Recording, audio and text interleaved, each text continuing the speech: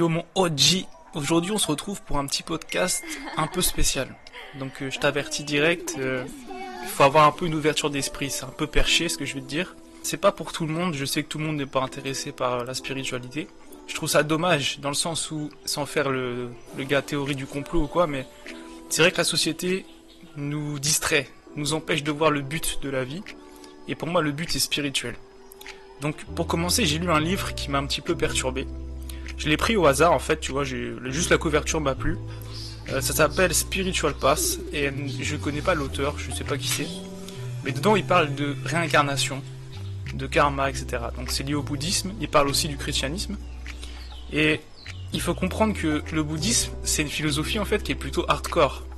Hardcore dans le sens, c'est pas violent, mais le but c'est de se libérer de son ego, du cycle du samsara, des réincarnations. Et pour ça, en fait, il faut se libérer du karma. Donc toutes nos actions ont un impact karmique. Et il faut réussir à plus penser, dans le sens où tu n'as plus d'ego, tu n'as plus de jeu. Et ça, c'est très difficile parce que on est attaché à notre personnalité. En fait, de plus en plus, je comprends pas, mais je commence à me dire que oui, effectivement, notre personnalité est une illusion. C'est une illusion parce que tu es la réflexion de ton environnement. Tes pensées viennent, on l'a déjà vu, en réaction avec ce que tu rencontres dans ta vie. Donc, qui tu es n'est pas ta propre décision, c'est le monde qui t'a façonné. Après, tu as aussi une personnalité propre qui est liée à ton corps, à comment tu le vois avec tes sens, etc., à tes traits de caractère. Et on retrouve ça aussi en islam, par exemple, ce qu'on appelle la dunya, c'est le monde ici-bas, le matériel. Et toutes les philosophies, toutes les spiritualités te disent il faut essayer de se libérer au maximum du monde matériel, parce qu'il nous rend esclaves, il nous enchaîne ici. Maintenant, si tu veux te libérer à tout jamais du cycle des réincarnations, il faut dans cette vie chercher à te libérer de ton ego. Et c'est quelque chose, c'est un engagement qui est extrême. Réincarnation, de plus en plus, je me dis que c'est une théorie qui se tient. Moi, je juge pas, tu vois, je m'adapte à toutes les croyances, j'aime bien apprendre de tout le monde. Et effectivement, il y a plein de choses où on se dit, j'ai l'impression d'avoir déjà vécu ça, il y a des signes qui viennent peut-être de tes vies antérieures, peut-être que certaines personnes ont des dons ou doivent faire face à des situations qu'ils doivent régler dans cette vie ici. Ce qui est intéressant, c'est que ça te donne une sorte de détachement par rapport à ta vie et d'acceptation. Je pense que l'acceptation, c'est la clé, c'est de se dire, ok, tout ce que je vis a un but. Même les choses très difficiles, les épreuves, je dois passer par là. Alors d'après l'auteur, avant qu'on se réincarne, on décide de vivre cette vie et donc on a les situations qu'on doit affronter. On a la vie qu'on mérite en fait. C'est ça un peu le karma, c'est que tout ce que tu as fait avant et tout ce que tu fais dans cette vie a une répercussion. Donc il n'y a pas de chance, il n'y a pas de choses qui arrivent au hasard. Tout a un intérêt, tout est censé. Maintenant, le désir est la base de l'attachement. Quand tu as du désir, quand tu t'attaches aux gens, aux situations, à une femme par exemple, dans le cas de l'arrêt de pile, eh bien tu crées de la souffrance parce que obligatoirement, comme le monde est impermanent, tout va disparaître. Ta personnalité va disparaître. Quand tu meurs, tu n'existes plus. En tout cas, on ne sait pas, hein. Je ne vais pas prétendre connaître la vérité, mais on peut imaginer que ton ego disparaît. Par contre, peut-être qu'il subsiste autre chose et que tu poursuis un cycle, tu poursuis quelque chose dans l'au-delà que tu dois vivre. Donc en fait, la mort, c'est juste une étape obligatoire, nécessaire, et que l'on doit accepter sans y mettre trop de peur, sans y mettre trop de colère, ou etc. Même si c'est pas facile, j'imagine quand tu perds quelqu'un de proche, on va tous devoir faire face à cette situation. Et c'est là où la spiritualité est importante. Pendant mon voyage ici en Thaïlande, j'ai pu discuter avec un moine. En fait, dans un temple, tu avais une petite salle qui était accessible aux phalanges, aux étrangers. Et on s'est tous assis, on était une dizaine, et le moine a expliqué un peu sa vie. Alors moi je suis resté 15 minutes, donc j'ai pas eu le temps vraiment d'approfondir, parce que je devais repartir avec le tuk-tuk. Et en fait ce moine, il a perdu ses parents très jeunes, et le temple l'a recueilli, et donc pour lui il était reconnaissant, et le bouddhisme c'est une façon de survivre, entre guillemets.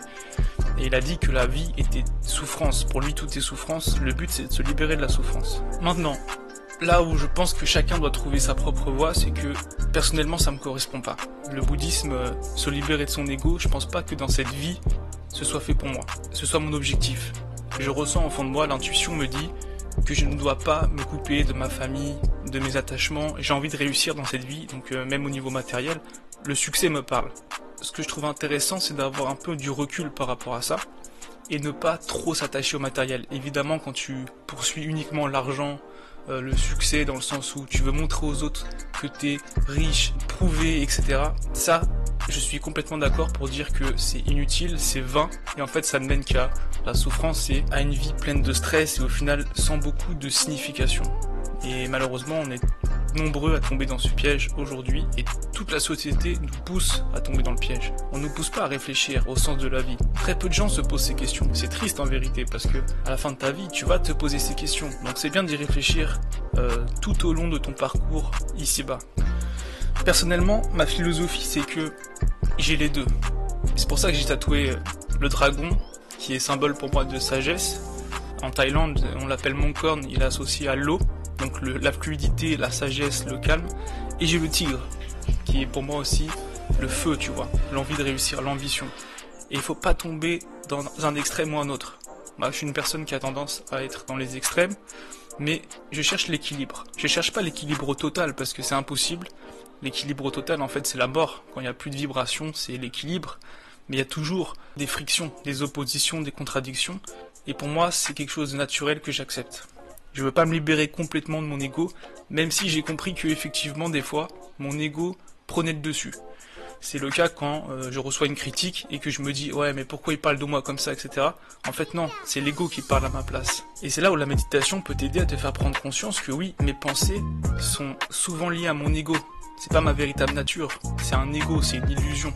Mais des fois, il faut utiliser son ego. Si tu veux réussir, des fois, il faut avoir la fierté, par exemple, de se dire « Je vais pas me laisser abattre, je vais y arriver, il faut que je remonte la pente, etc. » Ça, c'est une sorte de fierté qu'on a qui est liée à ton ego.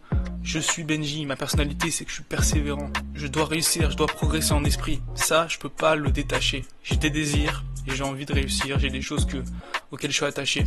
Et je ferai tout pour atteindre mes objectifs. Pour moi, ça va me rendre heureux. Même si au final, c'est pas l'argent, peut-être que j'aurai des désillusions. La vie, c'est une suite de désillusions aussi.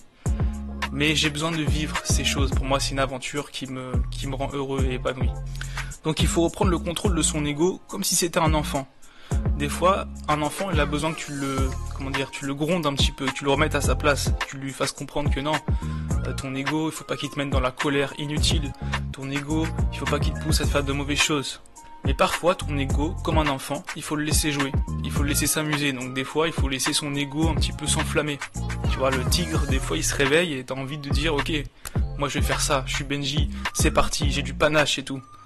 Ça me plaît aussi, moi j'aime tout ce qui est sport, j'aime ce qui est combat, j'aime ce qui est succès, réussite, ça me parle beaucoup. Donc faut checker ton ego, faut le remettre à sa place régulièrement. Il faut pas tomber dans deux extrêmes de l'ego, qui est soit se dire je suis nul, je vaux rien, je suis personne, parce que ça te mènera à rien du tout, soit se dire ah je suis exceptionnel. Il y a des gens, ils s'enflamment vite, je trouve qu'il y a des gens, ils font un ou deux trucs et ils se disent ouais c'est trop bien ce que j'ai fait. Non, il faut être modeste, mais pas trop modeste, parce que si t'es trop modeste, malheureusement tu te fais écraser dans la vie. Je dirais même qu'il vaut mieux être trop égoïste et un petit peu trop prétentieux que l'inverse. Je préfère qu'on dise à un enfant tu peux tout réussir, vas-y tu vas y arriver, même s'il échoue, plutôt qu'un enfant à qui on dit non mais t'es nul, tu n'y arriveras à rien. Donc en fait sur cette terre on a des milliards d'égos, parce qu'il y a des milliards de personnes, d'êtres humains, qui se confrontent. Et ça c'est une sorte de conflit qu'on a entre nous, c'est que moi je me sens seul des fois avec mon ego et j'ai l'impression d'être un peu paranoïaque. Parce que je me dis, ah qu'est-ce que cette personne pense de moi? Ça c'est difficile, le regard des autres, c'est complètement lié à ton ego. Parce que ton ego se sent menacé par la critique, par ce que pensent les autres. Et si tu veux réussir, si tu veux te détacher de tout ça, il faut que tu comprennes que c'est une illusion, que ton ego a peur, il faut le rassurer. Ce qui compte, c'est que tu trouves qui tu es vraiment, ta véritable nature, et que tu poursuives ce qui te correspond à toi. Si on réfléchit bien, on est tous nés sans ego. Un enfant, quand il est né, il n'a pas de conception de je suis. Il fait qu'un avec tout ce qui l'entoure. Tu vois, un bébé, il vient de naître, il se dit pas je suis un enfant, il sait peut-être même pas qui sont ses parents, ni ce qu'est la table en face de lui. Il se dit peut-être que pour lui, il n'y a pas de distinction entre lui, la table, les gens, les objets. Tu vois, il n'y a pas encore la conscience. Et dès que ton ego commence à avoir conscience que, ah oui, je sais pas à quel âge ça arrive, mais t'es enfant, tu te dis, ah oui, moi je veux ça, c'est pour moi, etc. Là, l'ego se crée, et c'est ici que la souffrance peut-être se met en place. Mais je suis pas tout à fait d'accord pour dire qu'il faut détruire son ego. Je pense qu'il a son utilité, et que malheureusement, dans cette vie ici-bas, On peut pas faire sans. Sauf si tu deviens moine, effectivement, des fois j'y réfléchis, mais pour moi c'est un chemin qui peut-être est trop difficile, peut-être que c'est pas le moment pour moi dans cette vie de le faire, si je m'inspire du concept de réincarnation. Mais il faut comprendre que l'ego crée la séparation entre les gens, ça crée le malheur, ça crée aussi l'envie de détruire les autres, la jalousie, la haine, etc. Mais ça peut également être une source du bien-être, parce que quand ton ego est satisfait, quand tu accomplis des choses, tu es fier de toi, c'est là que tu es épanoui. Les gens qui ont un ego bien équilibré sont des gens qui vont aimer les autres. Quelqu'un qui ne s'aime pas ne peut pas aimer les autres. Donc faut que ton âme soit apaisée, et pour que ton âme soit apaisée, que tu sois heureux, heureuse, faut que tu trouves ta vérité. Ça le Bouddha le dit, hein. Ne faites pas exactement ce que je dis sans réfléchir. Voyez ce qui est bon pour vous, et ce qui n'est pas bon pour vous, eh bien ne le poursuivez pas. Si dans cette vie, c'est pas le moment de devenir moine et de se libérer du samsara, des cycles des réincarnations. Si vous avez envie de réussir et de trouver par vous-même si l'argent vous rendra heureux, si telle chose, tel objectif c'est fait pour vous, eh bien poursuivez-le et au fin de compte, vous verrez si c'est fait pour vous ou non. Et je pense que pour ça, l'intuition, c'est très important, parce que l'intuition, c'est la voix, la chose que tu ressens qui te dit « Ok, ça c'est pour moi ». Souvent dans ma vie, je me suis pas senti à ma place parce que je me suis dit en fait, mais quel est l'intérêt? C'est pas pour moi ça. Tout ça, c'est pas ma vie, ça me correspond pas. Parce que je pense que chacun a un chemin, une voie à poursuivre. Voilà mon Oji, c'est tout pour aujourd'hui. C'était notre petite réflexion autour de la réincarnation, du karma, etc. Pour moi, vraiment, c'est un équilibre à trouver, c'est un juste milieu. Certaines personnes ne vont pas du tout être attirées par la spiritualité, et pour elles, ça n'a aucun intérêt. Et pour elles, ce qui compte, c'est juste survivre et en fait, dans ce monde, acquérir un maximum de choses. Pour d'autres, tout ce qui va compter, c'est juste l'esprit, et le reste n'est qu'illusion et n'a aucun intérêt. Pour moi, je suis entre les deux. Je pense que je penche plus du côté spiritualité par rapport à beaucoup de gens, mais je suis pas non plus complètement détaché de ce qui est réussite, succès, envie de vaincre, etc. J'ai l'œil du tigre et la fureur du dragon, et j'essaie de concilier les deux. Voici ma voix, mon G. Maintenant, je te souhaite de trouver la tienne. Je te dis à très bientôt. Dis-moi ce que t'en as pensé en commentaire. C'est que le début du premier round. À la prochaine. Prends soin de toi.